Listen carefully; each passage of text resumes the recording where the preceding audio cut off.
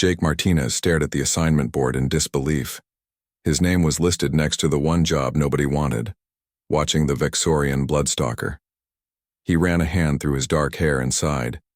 This had to be punishment for last week when he fed unauthorized snacks to the Andromedan fluffballs. The research vessel Stellar Dawn hummed quietly as Jake made his way to containment level 3. His footsteps echoed in the empty corridor. Most crew members avoided this area. They said the Bloodstalker could smell fear through 3 layers of reinforced steel. Junior xenobiologist Martinez reporting for duty, Jake announced as he entered the observation room. Dr. Elena Rodriguez barely looked up from her datapad. "You're late," she said, though Jake knew he was exactly on time. "The specimen is in cell 7. Your job is simple. Watch it, record its behavior, and don't do anything stupid." "Yes, ma'am." "I mean it, Martinez. This isn't like your little experiments with the fluffballs. This creature has killed more researchers than any other species we've encountered." Jake nodded and took his position at the observation window. Through the thick, transparent aluminum, he got his first look at the Bloodstalker. It was smaller than he expected, maybe 3 feet tall. Its jet-black exoskeleton gleamed under the harsh lights. 6 legs ending in sharp points clicked against the metal floor as it paced. Its head swiveled toward Jake, compound eyes reflecting the light like broken mirrors. "Hello there," Jake whispered, knowing the creature couldn't hear him through the soundproof barrier. The Bloodstalker stopped pacing. Its mandibles, sharp enough to slice through ship hulls, clicked together in what might have been curiosity. Jake noticed a small scar above its left eye cluster. "Computer, begin recording. Subject designation, Bloodstalker 47, juvenile specimen. Time, 1900 hours. Jake settled into his chair for what promised to be a long, boring shift. Hours passed. The Bloodstalker. Jake had started thinking of it as Spike because of the prominent spikes on its back continued its restless movement. It would pace for 20 minutes, then curl into a defensive ball in the corner, then resume pacing. "You're bored, aren't you?" Jake muttered. "I know the feeling." During his meal break, Jake noticed something odd. When he unwrapped his sandwich, Spike stopped moving and turned toward the observation window. Its antennae twitched rapidly. "Can you smell this through the containment field?" Jake wondered aloud. He took a bite and Spike's mandibles mimicked the chewing motion. An idea formed in Jake's mind, the kind of idea that usually got him in trouble. He checked the security cameras. The corridor was empty. Dr. Rodriguez wouldn't return for another hour. Jake accessed the feeding schedule on his terminal. Spike wasn't due for another meal until morning. The creature's food consisted of processed protein cubes, delivered through an automated system. No interaction, no variation. "That's no way to live," Jake said softly. He opened his lunch container and pulled out an apple. The feeding chute was right there, just a few feet away. It would be so easy. Jake's finger hovered over the manual override button. One push and he could drop the apple into Spike's cell. It was against at least 15 regulations, but the creature looked so lonely. Before he could talk himself out of it, Jake pressed the button. The apple tumbled through the chute and rolled across Spike's cell floor. The Bloodstalker approached it cautiously, antennae waving. It prodded the apple with one sharp leg, then picked it up with surprising gentleness. Its mandibles worked carefully, taking small bites. Jake watched in fascination as Spike ate the entire apple, even the seeds. When it finished, the creature did something unexpected. It looked directly at Jake and bobbed its head, almost like a nod of thanks. "Well, I'll be damned," Jake whispered. He made a note in his log. Subject shows food preferences beyond standard protein requirements, displays possible recognition of food source. As his shift ended, Jake found himself looking forward to tomorrow's observation duty. Maybe this assignment wasn't punishment after all. Maybe it was an opportunity. He had no idea how right he was. The next night, Jake arrived early for his shift.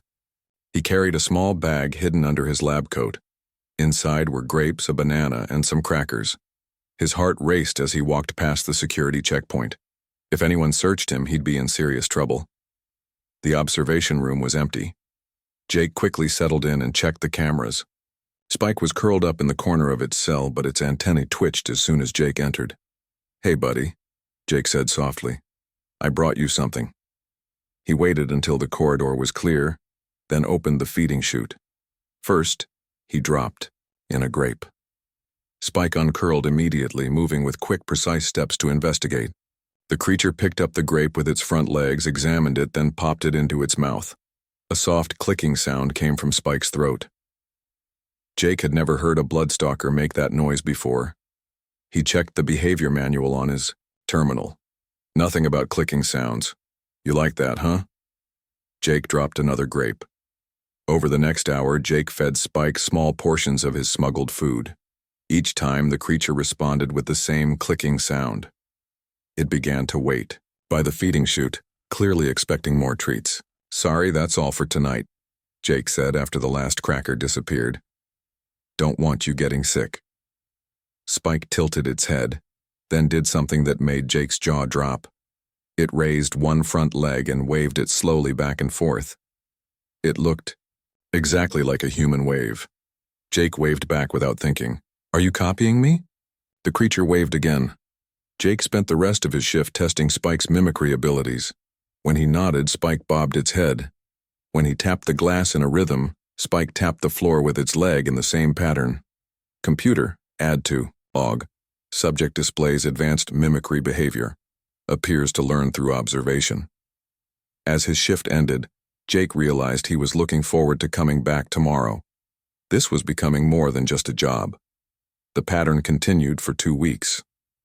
Jake brought different foods, played simple games through the glass, and even started talking to Spike about his day. The creature seemed to understand tone, if not words, clicking softly when Jake sounded happy and making low humming sounds when he complained about something. One night, Jake brought his tablet and played some music. Classical at first. Spike seemed indifferent. Then rock. The creature backed away from the speaker. Finally, Jake tried jazz. Spike's antennae perked up, and it began swaying slightly to the rhythm. "You've got good taste." Jake laughed.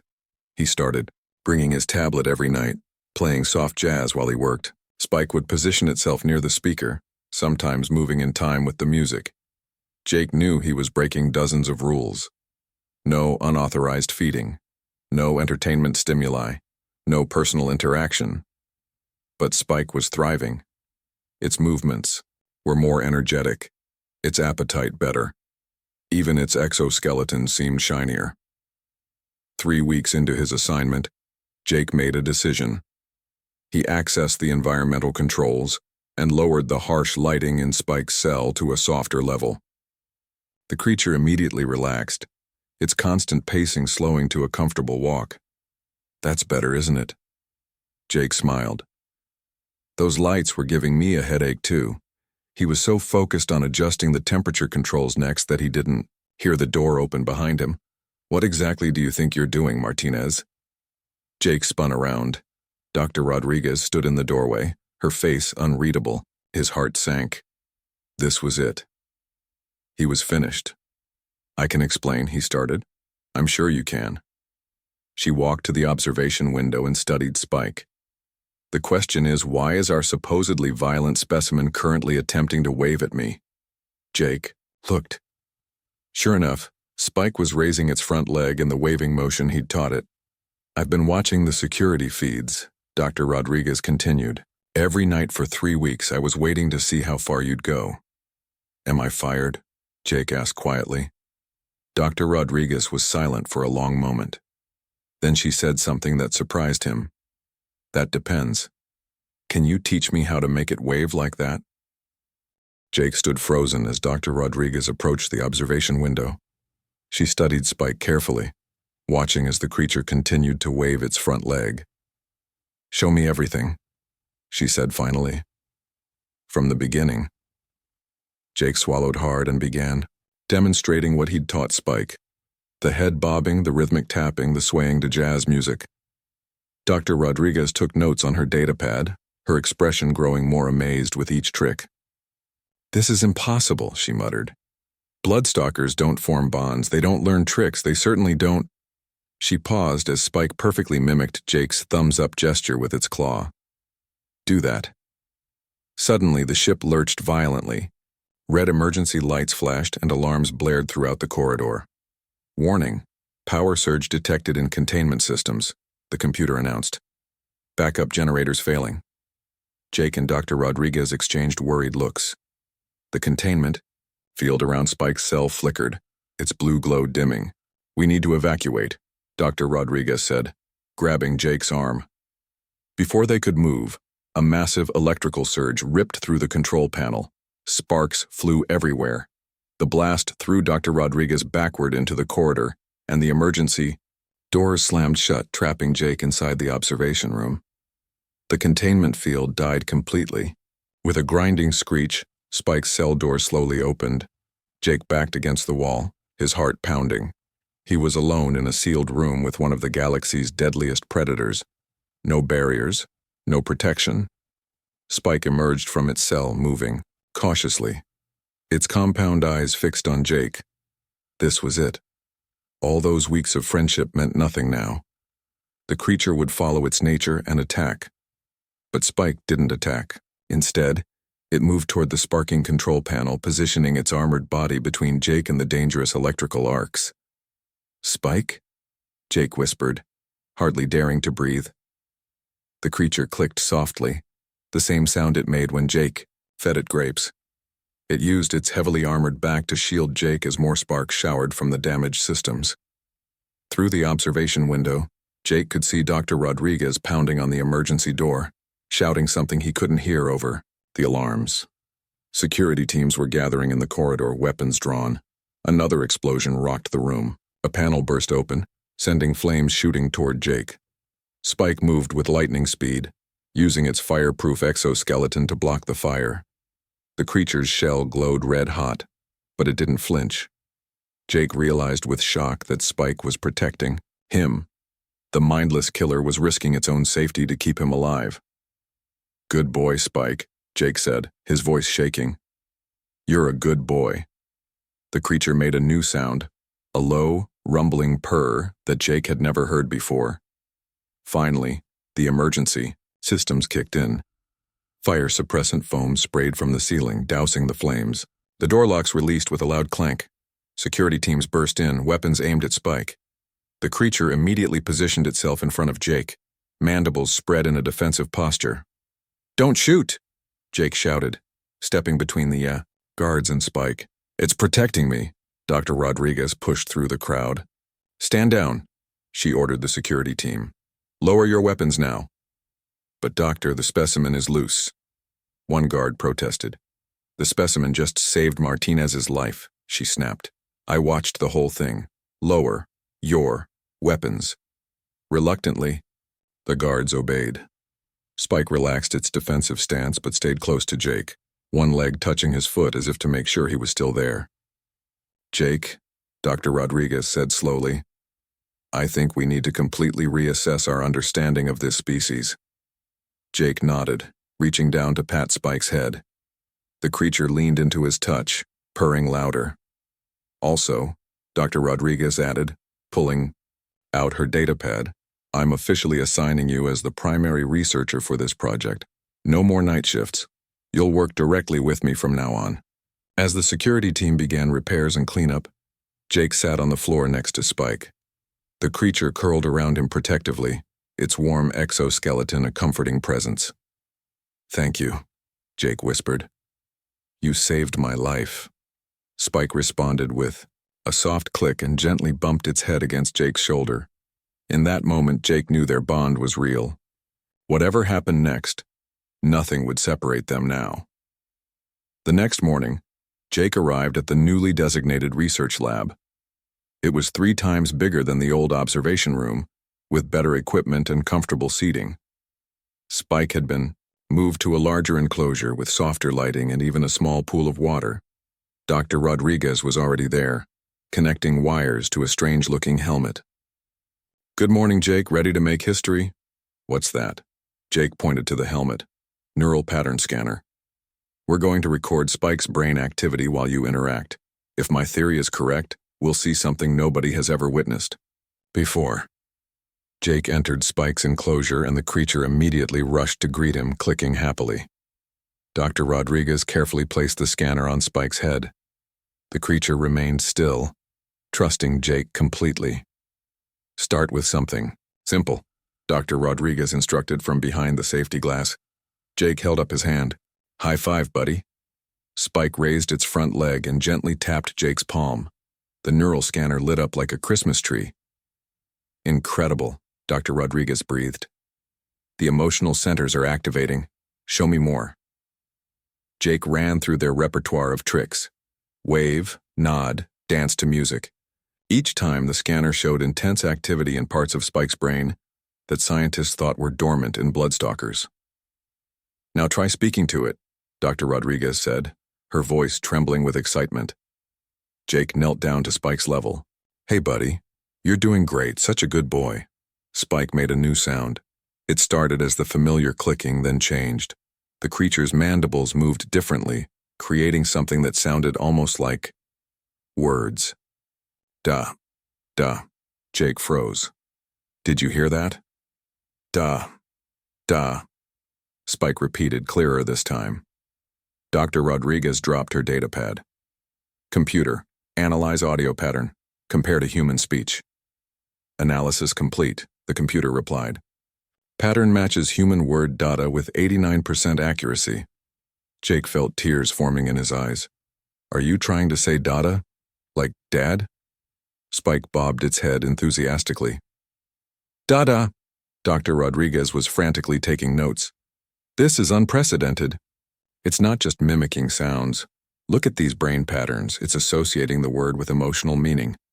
It's actually trying to call you its father.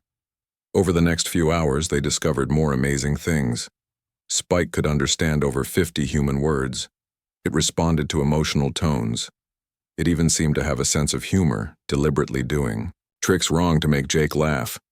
We need to present this to the Galactic Council, Dr. Rodriguez said. This changes everything we know about bloodstalkers. That afternoon, Captain Lisa Huang visited the lab. She watched in amazement as Spike played fetch with Jake, carefully carrying a rubber ball in its mandibles. How is this possible? "Visti war?" Captain asked. We believe bloodstalkers aren't naturally violent, Dr. Rodriguez explained. They're highly intelligent and emotional beings. Their aggression comes from fear and isolation. Jake proved that with patience and kindness they can form deep bonds. Spike demonstrated its new vocabulary, saying ball, food, and even friend in its clicking approximation of human speech. But it saved its favorite word for when Jake prepared to leave for the day. Bye-bye, buddy. See you tomorrow. Jake, said Spike, pressed against the enclosure wall. Dada, stay. Jake's heart broke a little. I'll be back soon, I promise. The creature made a sad humming sound but then perked up when Jake blew it a kiss. Spike attempted to copy the gesture, pressing its mandibles together with a soft smack. That evening, Dr. Rodriguez submitted her preliminary report to the Galactic Council. Within hours, responses flooded in. Most were skeptical, some were outraged, but a few expressed cautious interest. Jake, Dr. Rodriguez said, showing him the messages. The Vexorian ambassador himself wants to visit. He says this is either the greatest scientific discovery of the century or the most elaborate hoax. Jake looked back at Spike's enclosure, where the creature was carefully arranging its toys in a pattern. When will he arrive? 3 days. We need to prepare. Jake nodded, then smiled as he heard Spike's voice from across the lab. Dada. Play? Whatever challenges lay ahead, Jake knew one thing for certain. He and Spike would face them together. Their bond was no longer just an observation. It was a revelation that would change the galaxy's understanding of what family truly meant. 3 days passed quickly. Jake spent every moment with Spike, teaching the creature new words and preparing for the ambassador's visit.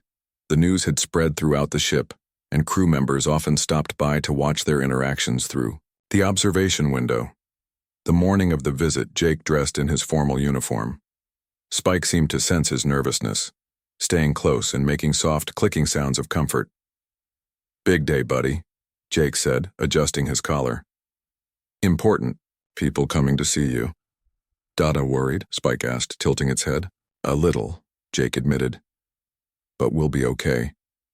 The Vexorian ambassador arrived with an entourage of guards and scientists. Ambassador Crickstar was massive, standing 12 feet tall with gleaming black armor that made Spike look tiny in comparison. His forearms were crossed in what Jake hoped wasn't an aggressive posture. This is the human who claims to have tamed our young? Crickstar's voice boomed through the translator. Not tamed, Jake corrected politely. Befriended. Crickstar's mandibles clicked dismissively. Impossible. Show me this supposed miracle. Jake entered Spike's enclosure. The young bloodstalker immediately pressed against his leg, eyeing the visitors, warily. It's okay, Spike, Jake soothed. Say hello to the ambassador. Spike raised one leg in the wave gesture. Hello, it said clearly. The Vexorian delegation erupted in shocked clicks and hisses. Crickster stepped closer to the glass, his compound eyes wide. Do it again, he demanded. Jake ran through their routine. Spike performed perfectly, even adding a little bow at the end that they'd been practicing. The ambassador watched in stunned silence. This is unexpected, Crickstar finally said. How did you discover this ability? By treating Spike with kindness, Jake explained. By seeing past the reputation and connecting with the individual. Dr. Rodriguez presented their research, data, showing the neural scans and documentation of Spike's development. The Vexorian scientists studied everything carefully, occasionally exchanging rapid clicks among themselves. Then Crickstar dropped a bombshell. This juvenile is not just any bloodstalker. It is my offspring. The room fell silent. Jake felt his stomach drop. You've been experimenting on the child of a clan leader, Crickstar continued, his voice dangerous. This could be considered an act of war. Captain Huang stepped forward. Ambassador, I assure you. Dada! Spike suddenly cried out, pressing against Jake protectively. Dada safe? Crickstar stared at his offspring. It calls you father? Yes, Jake said quietly. We've formed a bond, a real one. The ambassador was quiet for a long moment. Then he did something surprising. He entered the enclosure himself, moving slowly to avoid frightening Spike. Young one, he said in his own language, which the translator converted. Do you know who I am? Spike studied him, then looked at Jake uncertainly. It's okay, Jake encouraged. You can talk to him. Big Dada? Spike asked hesitantly. A sound that might have been laughter came from Crickstar. In a way, yes. I am your biological father. What happened next shocked everyone. Spike looked between Jake and Crickstar, then deliberately moved to stand exactly between them, touching both with its legs. To Dada, Spike announced proudly. Crickstar's rigid posture softened. Remarkable. In our culture, we do not form such attachments. Our young are raised communally, taught to be warriors from birth. But this, he gestured at Spike's obvious affection for Jake. This is something new. The crisis wasn't over, though. Word of the situation had reached the Galactic Council. Emergency sessions were called. Some species demanded Jake be punished for interfering with another culture's young. Others wanted to study the phenomenon further. The council is divided, Captain Huang reported that evening. Half see this as a diplomatic breakthrough. The other half view it as kidnapping. Jake sat with Spike, stroking its smooth head. What happens now? That depends, Dr. Rodriguez said, on what Ambassador Crickstar decides. He has the final say about his offspring's fate. Spike looked up at Jake. Da stay? Jake hugged the young bloodstalker close. I hope so, buddy. I really hope so. Outside the lab, they could hear heated discussions in multiple alien languages.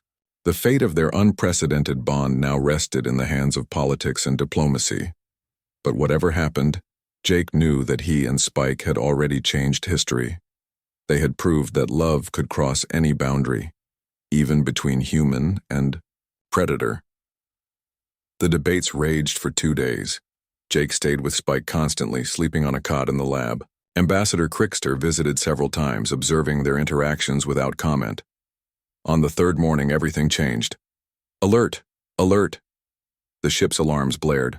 Hostile vessels detected, all crew to battle stations. Jake jumped up from his cot as Captain Huang's voice came over the intercom. We're under attack by Zorgath pirates. They're after our research specimens. The ship shuddered from weapons fire. Jake ran to Spike's enclosure, where the young Bloodstalker was already alert, its combat instincts awakening. Danger? Spike asked, its spikes extending defensively. Yes, buddy. Bad people are trying to hurt the ship. Another explosion rocked the vessel. Through the lab windows, Jake saw security teams running past. Dr. Rodriguez burst in, looking panicked. They've breached Deck 7. They're heading straight for the specimen labs. Ambassador Crickstar appeared behind her, his forearms now holding Vexorian weapons. They want my offspring. Bloodstalkers fetch high prices on the black market. Jake made a decision. He opened Spike's enclosure. Spike, we need your help. Can you protect the ship? Spike's compound eyes gleamed. Spike, protect them. Spike, protect friends. No, Dr. Rodriguez protested. It's too dangerous. But Crickstar nodded approvingly. Let us see what this new bond can achieve. The first pirates rounded the corner, reptilian Zorgaths with plasma rifles. They stopped short when they saw Spike. The specimen, one shouted. Get it! Spike moved, like lightning. Jake had never seen the creature in combat mode before. It was terrifying and beautiful. Spike's natural armor deflected plasma bolts while its razor-sharp limbs struck with precision, disarming pirates without killing them. Non-lethal takedowns, Jake called out, just like we practiced with the training dummies. Spike clicked in, acknowledgement, using its strength to pin pirates down rather than tear them apart. Jake coordinated from behind cover, giving tactical directions. 3 more coming from the left corridor. Spike spun, shooting sticky web from its spinnerets, another ability Jake hadn't known about. The pirates found themselves glued to the walls, weapons useless. Ambassador Crickstar fought alongside them, his combat skills impressive but clearly noting his offspring's restraint. Remarkable. Our young are taught to kill without mercy, but this one shows control, Jake finished. Spike knows the difference between stopping a threat and destroying it. The battle moved through the ship. Spike protected not just Jake, but every crew member they encountered. When a pirate tried to take a human engineer hostage, Spike used its agility to separate them without harming either. Behind you! Jake warned as a massive Zorgath warrior charged. Spike ducked and rolled, then used the pirate's momentum to flip him into a storage container.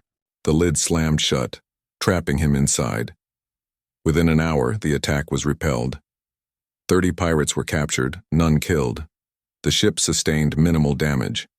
And throughout it all, representatives from various species had witnessed everything. Captain. Huang surveyed the aftermath. I've never seen anything like it. A bloodstalker showing tactical thinking, restraint, and protective instincts. Spike returned to Jake's side, covered in dust but uninjured. Dada safe? Friend safe? Jake hugged the creature tightly. Everyone's safe thanks to you. Ambassador Crickstar approached, his expression thoughtful. You fought like a warrior, but with wisdom beyond your years. This human has taught you something we never could. The Galactic Council representatives gathered around. The Andromedian delegate spoke first. We witnessed something unprecedented today. This bloodstalker defended the ship while showing mercy. It followed human commands while maintaining its natural abilities. The bond is real, added the Centaurian ambassador, and beneficial to all parties involved. Dr. Rodriguez held up her scanner. The neural patterns during combat were extraordinary. Spike's protective instincts were focused entirely on preservation of life, not destruction. Crickstar placed one massive hand on Jake's shoulder. Human Jake Martinez, You have achieved what my people thought impossible. You have evolved our species through compassion rather than force. Spike looked between its two fathers, clicking happily. It had proven that its dual heritage made it stronger, not weaker. The young Bloodstalker wasn't just a bridge between two species. It was the future of both. The day after the pirate attack, the Galactic Council held an emergency session aboard the Stellar Dawn. Representatives from 20 different species filled the conference room. Jake sat nervously at one end of the table with Spike beside him, while Ambassador Krickstar stood at the other. "We have witnessed something extraordinary," the council chairman began. "A human has formed a parental bond with a Vexorian Bloodstalker. The question before us is, what do we do about it?" Arguments erupted immediately. The Zephyrian delegate insisted Jake had violated interspecies laws. The Andromedan representative countered that new discoveries required new thinking. Through it all, Spike stayed pressed against Jake's leg, occasionally whispering, "Dada, okay?" Finally, Ambassador Krickstar raised all forearms for silence. "Enough. As the biological father of this juvenile Vexorian law gives me the final decision." He turned to Jake. "Humans stand." Jake stood, his heart pounding. Spike rose with him, refusing to leave his side. "You have done something our greatest scientists thought impossible," Krickstar continued. "You have shown that Bloodstalkers are capable of love, loyalty, and mercy. These are not weaknesses, as we believed, but strengths." He paused, his compound eyes studying them both.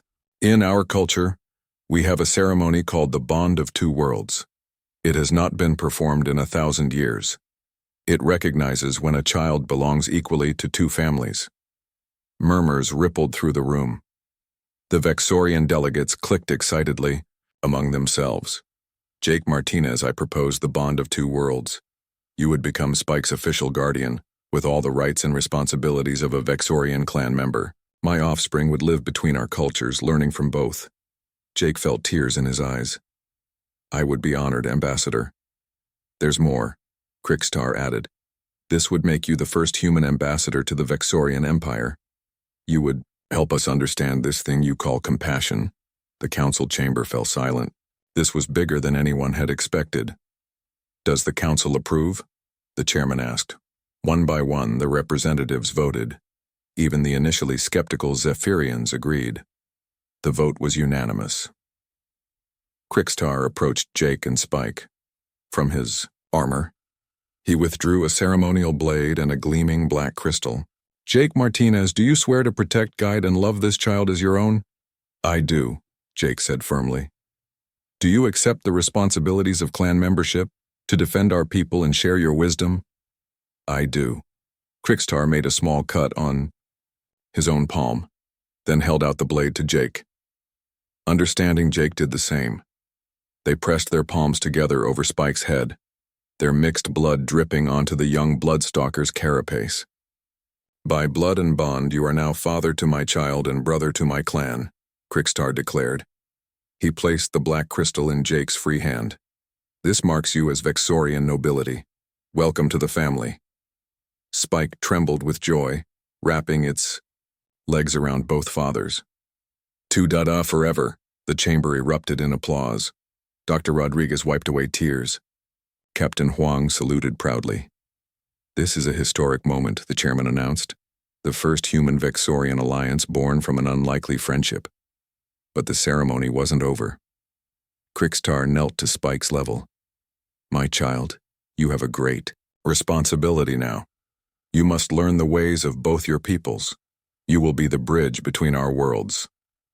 "Spike, understand," the young Bloodstalker said solemnly. "Spike, make both Dadas proud." After the ceremony, delegates lined up to congratulate them. Several species expressed interest in similar exchange programs. The Andromedans wanted to send their young to learn human empathy. The Centaurians asked if Jake could teach their warriors about mercy. "You've started something incredible," Dr. Rodriguez told Jake later. "This could change the entire galaxy's approach to interspecies relations." Jake looked down at Spike, who was practicing diplomatic bows for visiting dignitaries. "I just treated him like family. That's all any of us really want, isn't it? To belong? That night, as Jake prepared for bed in his new quarters in the Vexorian wing, Spike curled up beside him. "Dada happy?" Spike asked sleepily. Jake stroked the young Bloodstalker's smooth head. "Very happy, buddy. We're going to do amazing things together." "Save Galaxy?" Spike murmured. Jake smiled. "Maybe we already have."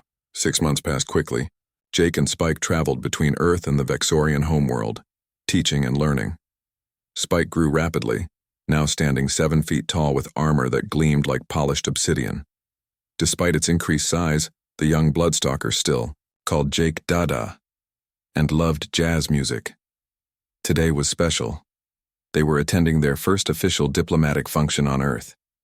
Jake adjusted his formal uniform, which now included Vexorian clan symbols, alongside his human rank insignia.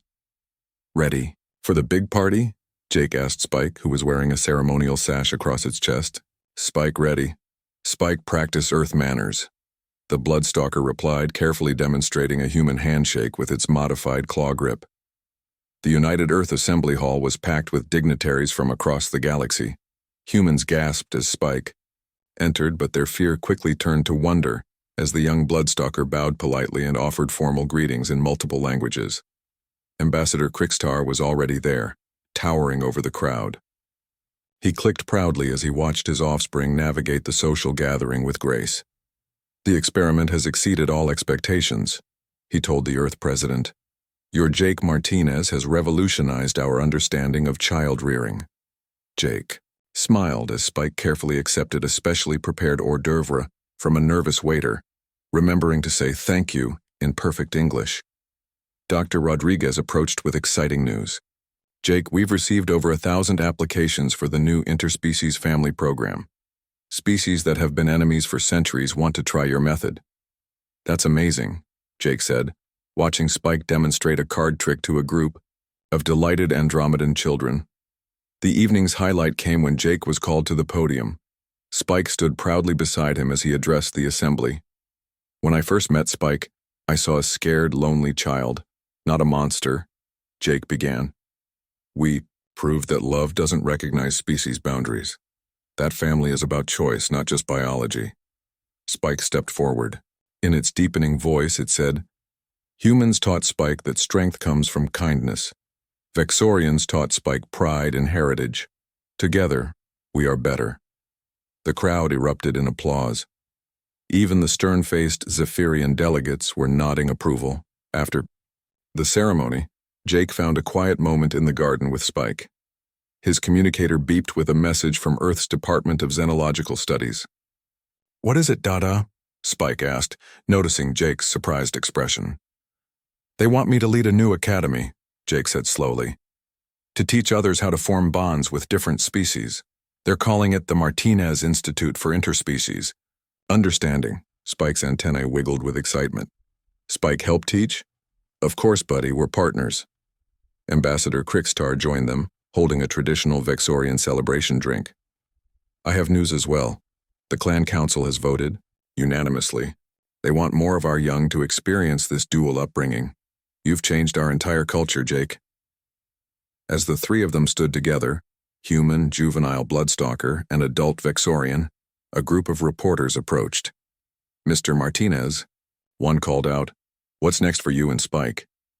Jake looked at his adopted son, now nearly as tall as him, then at Ambassador Crixtar. "We're going to keep proving that the galaxy is better when we're family instead of strangers, one friendship at a time." Spike raised its claw in the human thumbs-up gesture it had perfected. "Galaxy needs more Dadas like Jake," the reporters laughed and snapped photos of the unusual family. Later that night, as fireworks lit up the sky in celebration of the new alliance, Jake received one more message. It was from a Krell warrior clan, known for their ferocity. They had an orphaned hatchling and had heard about his work. Jake showed the message to Spike. "What do you think? Ready for a little brother or sister?" Spike's compound eyes sparkled with joy. "Spike be best big brother. Teach them jazz, teach them hugs." Ambassador Crixtar chuckled, a sound like grinding rocks. The galaxy will never be the same. And he was right. The story of the human who became father to a bloodstalker spread across the stars, inspiring countless others to look past fear and see the potential for love. The universe had learned that sometimes the most powerful force isn't a weapon or a ship. It's a simple act of kindness and the courage to call someone family.